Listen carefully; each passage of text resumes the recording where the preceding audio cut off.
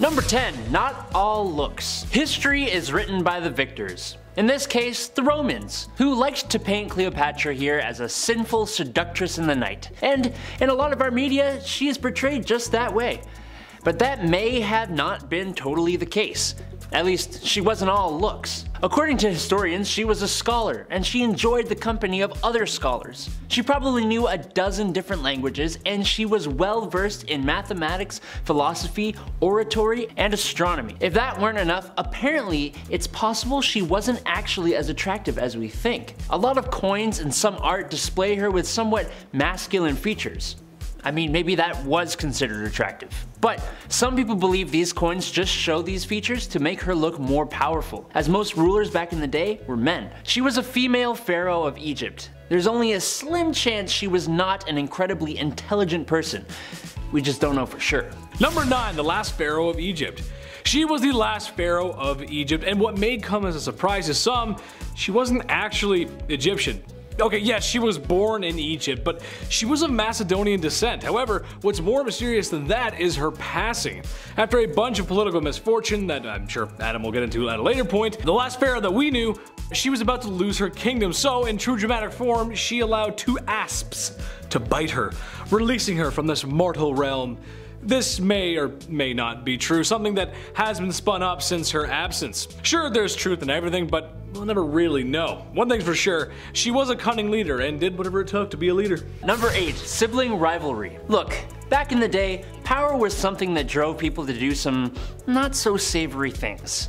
Like turning on your brother husband and starting a civil war for sole possession of the throne, teaming up with the ruler of a much stronger empire, and taking out anyone who was your potential rival. And I don't mean taking them out on a date. Cleopatra may or may not have had a hand in the untimely demise of her first and second brother husbands, Ptolemy XIII and XIV. The first for not letting her have full power, and the second one so that she could make her son co-ruler. But it doesn't stop there. She was almost definitely responsible for the execution of her sister Arsinoe. Brother husbands and non-accidental fatal incidents.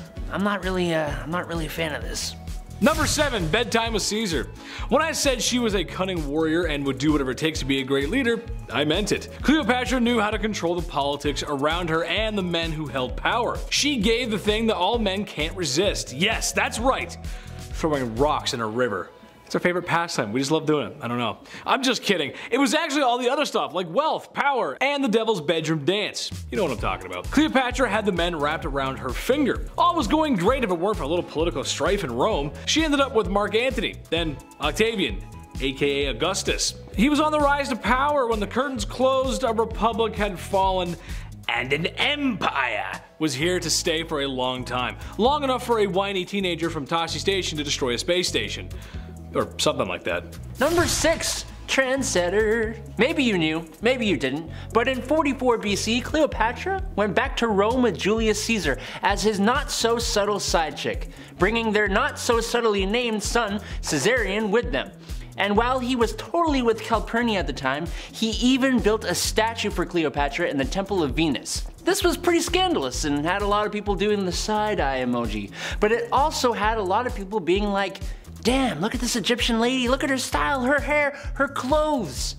Our girl Cleopatra had an impact on the fashion in Rome, even if she was only there for 2 years until her mans got punctured like a fresh new bubble tea, except he was punctured 22 more times. Number 5. Isis Reborn. The Greeks called her Acid. She is an acid. I don't know. God of the Moon, the goddess of life and magic, a protector to women and children. Yes, the goddess of the moon was quite important to Egyptian mythology. What if you could convince the people that you were a god? What if you were actually the goddess of magic and healing and a protector of the women and children? Anyone who works for PR can tell you how important self-image is, especially when you're the gal in charge. Statues of the goddess Aset were made in Cleopatra's likeness, and her public image became that of an all-important goddess. I wish I was the goddess of healing and magic, but I'll settle for King of the Hive. Number 4.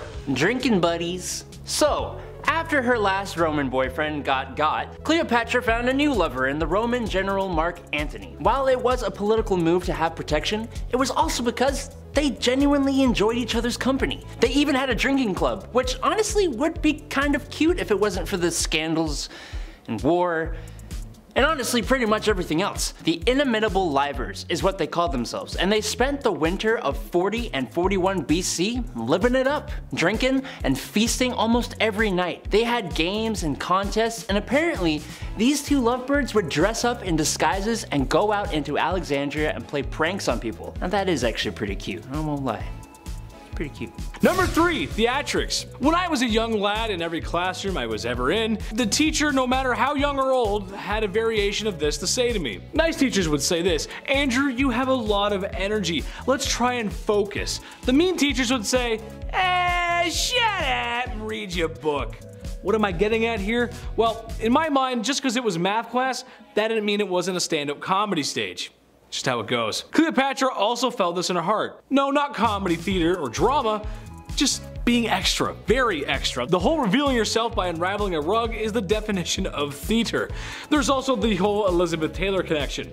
If you've ever seen the movie Cleopatra with Elizabeth Taylor, then you know what I'm talking about. This also could be directly because of that, and for those who think Cleopatra, they probably think of Elizabeth Taylor, which is very, Number 2, forever young. You know, for all the things she did and who she was in history, Cleopatra did not live an incredibly long life. She actually only lived to be 39, dying in 30 BC. She brought the end of an era, one that had been around since 3100 BC. The line of pharaohs was Egypt's way of life for over 3,000 years, and Cleopatra left us only 2,051 years ago. This isn't so much a mysterious point about Cleopatra, it's more like a mysterious point about Egypt and pharaohs in general. What is cool is that for the last 300 years before Cleopatra VII, her family had spoke only Greek, and the very last one in their line, the very last pharaoh of Egypt, who closed out a 3,000-year-long tradition, was the first and last Ptolemaic ruler who decided to actually learn how to speak Egyptian and who embraced the Egyptian culture that she was the ruler of.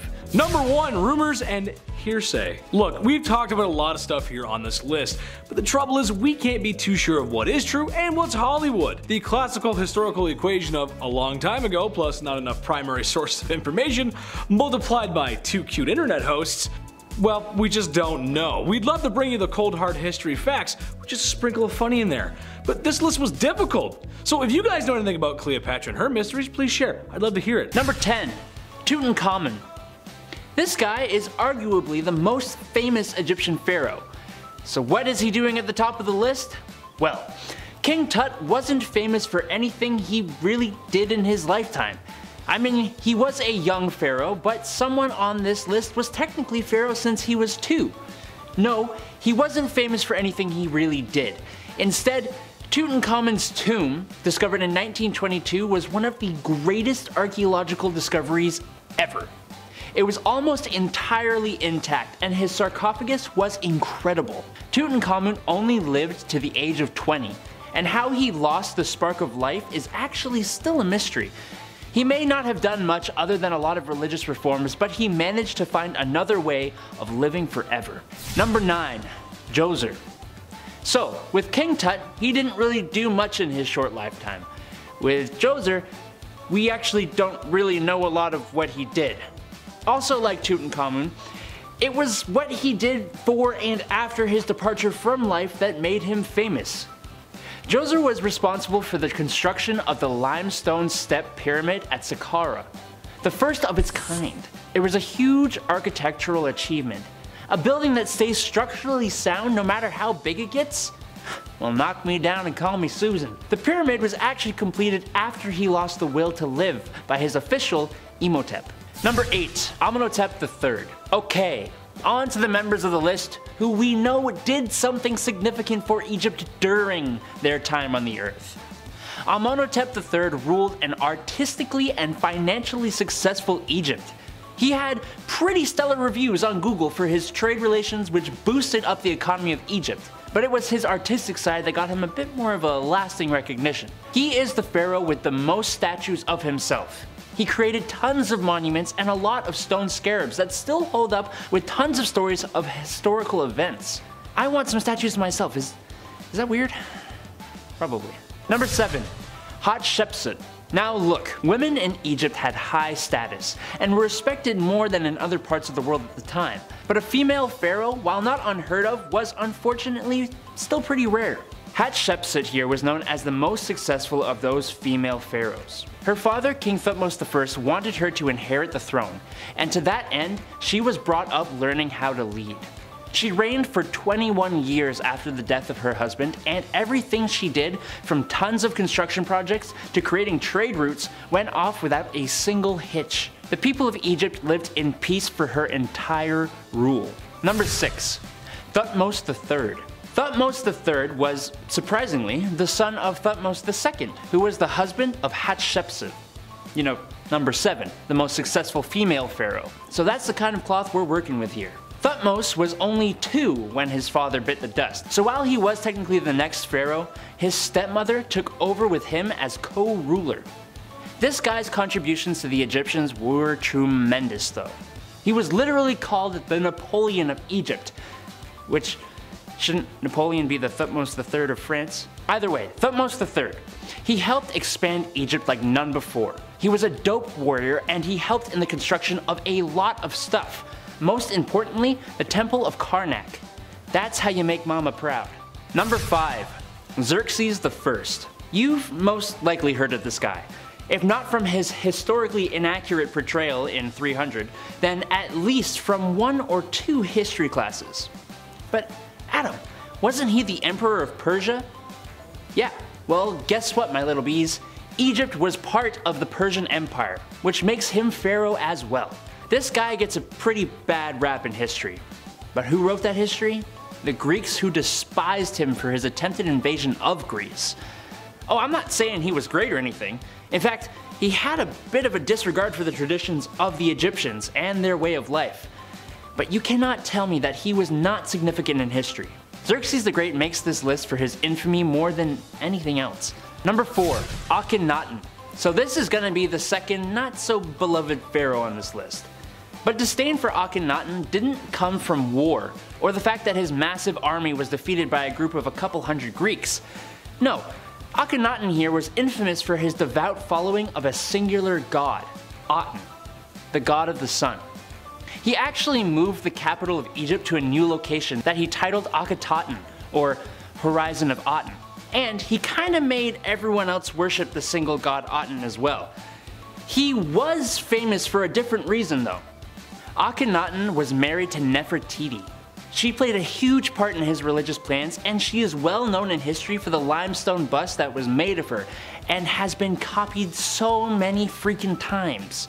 Number 3. Khufu. When you think of Egypt, there is likely one thing that pops straight into your mind. If you say anything other than the Great Pyramids of Giza, you do not pass go, you do not collect $200, and you lose. Khufu is the pharaoh you have to thank for this wonder of the ancient world. We still sorta don't know exactly how it was constructed, but this Goliath limestone and mud brick structure was the tallest building in the world for like 4,000 years. It was built as the housing for his tomb and as his stairway to heaven. No, not the Led Zeppelin song. It has 3 chambers inside of it plus a gallery that we've discovered so far. As for what else Khufu contributed to ancient Egyptian life, we don't have much in the way of texts about that yet. But if this is the main thing, then I mean, I'd take it. Number 2. Cleopatra. How could she not be on this list? She was the very last pharaoh Egypt ever had, and she was arguably one of the most famous ones. Not only becoming a figure in history, but a character in literature, theater, and media. Cleopatra VII was pharaoh in Egypt from 51 to 30 BC, and it was one hell of a reign. She introduced tons of reforms to improve the Egyptian economy. She was an awesome diplomat and a scholar. She didn't have things too easy though, having to fight her own brother for the throne and having to do some diplomacy with various famous Romans. Things kind of fizzled out near the end, but she certainly ended the line of Egyptian pharaohs with a beloved bang, as was her style. Number 1. Ramses II. Alright, this one was definitely the one I thought of first. Ramses II is arguably the most famous of all the pharaohs. He reigned for 67 years. He had 96 children. He had a crazy successful military campaign conquering the Hittites, Syrians, and Nubians. No other pharaoh that we know of has been able to build like he has. He lived to the age of 90, which is insane for back then. And he professed himself a god, which I'm sure some people actually believed. Even today, when we moved his remains to France for restoration, he had to be given a passport that literally said "King, deceased, under the occupation." Truly an incredibly influential pharaoh. Number 10. Snake eyes. Well, not exactly snake eyes, but after extended use of belladonna drops in the eyes, you would probably wish that a snake bit you in the eyes. Belladonna is poisonous. It's a no calzone, red flag. But yet it was still used by Egyptian royalty. Basically, the drops of poison would dilate your pupils, and that would be considered to be beautiful. For some reason, I guess, okay. Extended use of the drops had terrible side effects for the user, blindness being one of them. You gotta remember, folks in this time have no social security, and the best doctors can do for you is tell you to go take a bath in crocodile dung. And to pray to the gods for more, I guess. Sure, okay. So to avoid that tragedy, go for the natural look and avoid the eye drops. You'll thank me later. Number 9. More eye stuff. Thought I was done with the eye stuff? Well, guess again, amigo. I ain't done yet. I've got lots more to say about that. Okay, maybe a little. Eyeshadow and eye color. Some ladies today would say no special outfit is complete without it, and honestly, I have to agree, ladies. Sometimes y'all do some stuff with your eyes that makes me say, damn, you look good. Damn, you look good. However, some ladies might be cautious to slap some color on their face if they knew the origins of the product. As for the royalty of Egypt, eye makeup was in. Seemed to be a trend. However, they weren't so cautious of where their makeup got its origins. Egyptian eye glitter had 2 key ingredients: applicable powder and bugs. Yeah. You know the super colorful ones that are like really big and you wouldn't want to be around? Yeah, those, beetles, scarabs, and pretty much anything you could find. They would then crush them into a heavenly pulp and smear it all over their royal faces. I have issues with spiders and wasps as it is. I have no interest in wearing them whatsoever. I actually hate wasps. That's just, even just crushing up a bunch of, and just, oh, this is good. Oh, I love this. This is the best. Yeah, no, don't do that. Number 8, sweet traps. When you're royalty of one of the most successful empires and civilizations in human history, it means you ain't gonna lift a finger. Less than any other celebrities do today, probably. So what to do with all that extra time in your hands instead of living like everyone else? Well, how about a picnic? That sounds nice, actually. Sounds great, right? Except when we bring out all of our favorite treats, the flies and bugs bother us, and we can't look beautiful if we're covered in bugs head to toe. How did the Egyptians fix this, you ask? Well, it's simple. Don't let the bugs bite you in the first place. Basically, you get one of your forced volunteers, maybe a couple actually, and you slather the poor devils in honey, till they look like your favorite pastry from Tim Hortons. Place said glazed serving away from the picnic, and now you can enjoy it in sunshine and peace. The screaming of being eaten alive by bugs might dampen the mood, so just wear earplugs, it's fine. You stay over there and just get eaten, it's fine, no problem. No problem. Number 7, unhooded Sith. Circumcision is important in a lot of cultures of yesterday and today. Now at this channel, my job is to come out here every week and make you laugh. So to the men out there who still have their Jedi robes, imagine every day of your life you got sand in places that sand shouldn't be. Anakin Skywalker's worst nightmare, and honestly explains why he hates sand so much. But perhaps one of the reasons Egyptians used this hygiene service was to stop sand getting in their wiener's one-eyed bandit. There's no showers, nothing to really get it out once it's in there. That's no good. I guess you could take a dip in the Nile River, but there's too many crocodiles in there, and who has the time to jump in the Nile River when they're busy being forced to build large structures that will stand the test of time? So you better line up, fellas, or be cursed to feel like Anakin Skywalker for the rest of your life. The prequel one too, not the cool animated one, the one that whines a lot. That one. You don't want to be that one. Number 6, nice dentist. Turns out not all Egyptian dentistry is completely awful. It turns out they may have come up with the first toothbrush. Other civilizations had examples of one too, so it's hard to tell exactly, but the Egyptians had one. But one thing they did have over everyone else were Tic Tacs, or breath mints actually. Honestly, this makes a lot of sense. Imagine it was Valentine's Day, you just walked past a large pyramid. There's sand in places on your body where sand just shouldn't be. When you notice the smell of your breath, and it's something awful. But not to worry, because you purchased breath mints from the market. Yes, that's right. Now smooching with your Egyptian sweetheart can go on without a hitch. The mints were made from nice smelling herbs and mints, sometimes roasted over a fire to form little candies. An ancient Egyptian solution to an ancient Egyptian problem. Kinda like that one actually, kinda nice. Could put a mint in, it's kinda nice. Number 5. What? I didn't have any corn! Austin Powers reference for you. You know the character I'm talking about, I can't say it. Here's a hygiene product that just makes me question life. The very fabric of our existence. Whether it was the Big Bang or the almighty creator, there's just no way this was ever meant to happen. It doesn't make any sense. One day, somebody was walking along the Nile River and was unfortunate enough to step in crocodile droppings. Now, most people would say gross and move on. Oh, no, not the people of ancient Egypt. They felt the stinky, squishy unholiness on their feet and said, yes, we must bathe in this. And they did. They took the forbidden mud bath, the brown tsunami, the cesspit of no hope. You can call it whatever you want, really, it's horrible either way you look at it. Supposedly it was meant to keep you young and beautiful. My only question would be, at what point did they realize poo baths were a mistake? Was it when they were smelling it and it was bad? Or was it when it accidentally got in your mouth or something like that and you're just like, oh what, got that out of my mouth? That's the Scottish Egyptian, in case you were wondering. Number 4, waste removal. This one is kind of a broad stroke, but hear me out. There's no plumbing, no waste removal, and people kind of just go wherever they want.